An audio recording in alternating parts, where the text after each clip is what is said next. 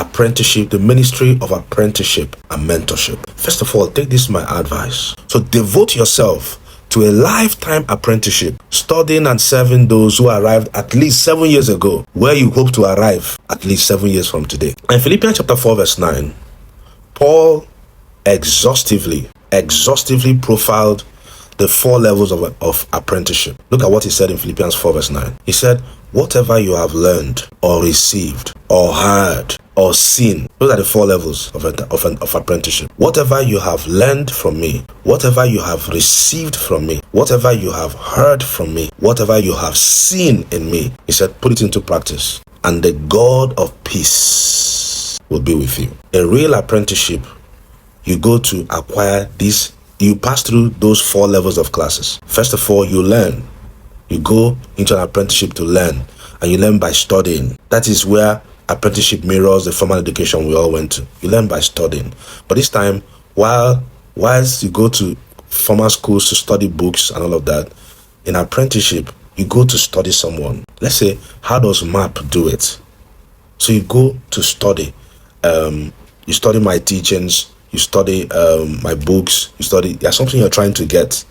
You want to acquire the DNA that has enabled this man to do, or this woman to do, all the things he's doing. And 2, you go in to receive. A very core part of apprenticeship is the ability to receive that grace that man or that woman carries. It's not just to learn how he does it, but to receive that thing that made him do it. There's an engine that drives that locomotion, you see. Those accomplishments. So you go to receive, all right? And receiving is through impartation. Receiving is through an impartation. Then number 3 is through hearing. He said, whatever you have heard from me. Knowledge is transferable through study, but also through hearing. So don't just study books. Learn to hear. Buy tapes. Because Jesus said, the words that I speak to you, like I'm talking to all of you now. As I'm talking to you now, my spirit is ministering to you, refreshing your hearts. There's something that happens when you submit your ears to somebody's vocals. There's a transfer of a spirit. That's how it happens. So don't just feast on books, buy tapes. There's a transference you can never get except you hear the voice of the mentor who is dissipating that knowledge. In biology, we're taught the principles of osmosis and diffusion. If you recall, they said diffusion is the movement of natural gases from a region of higher concentration to a region of lower concentration. So that diffusion happens through the ministry of speaking and teaching to those who hear. And that's how faith is transferred. The Bible says faith comes by hearing, not by reading, by hearing. So Peter heard Jesus say, come, and faith traveled through the agency of those words and entered Peter's heart. He jumped out of the boat inside into water. And then finally, he said, whatever you have seen me do. So there's a part of apprenticeship that requires physical meeting with your mentor, where you physically observe how he or she goes about. How he or she goes about doing things. Sometimes it's just by a remote observation, but watching to see how. And it's in those observations that some convictions enter your heart. For example, that was how the conviction came on Peter. And this man was not just a prophet. He was the Messiah.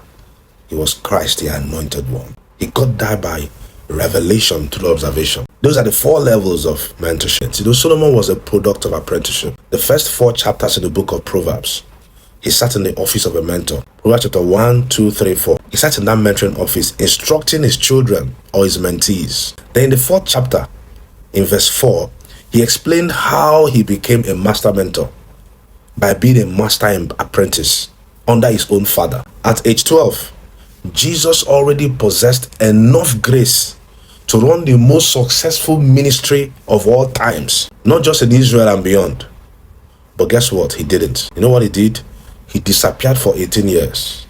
As anointed as he was at age 12, at age 12, he already had all the professors in Israel sitting down and being mentored by him at age 12. But that did not enter his head. He left that meeting and went back into apprenticeship for another 18 years. Nowadays, anybody who has one inch of what Jesus had at 12 will be looking for somebody who will buy him, put him on primetime TV. But with all of that inside of him, he sat down again for 18 years of apprenticeship. Under who? Under a carpenter. And that's what I want us to achieve in Zion. Where no matter, you might be a billionaire, you might be a central bank governor. When you come to Zion, you have a carpenter who is your mentor. In an area of life where you're deficient. Because you might be CBN governor, but your marriage is in shambles. So they come here and put you under a carpenter who understands marriage and how it works. That person becomes your mentor in that area. And you're not proud or ashamed to say, my mentor is that carpenter. That's what Jesus achieved. Please stay in the house, pray for a minute or two to download what you have heard.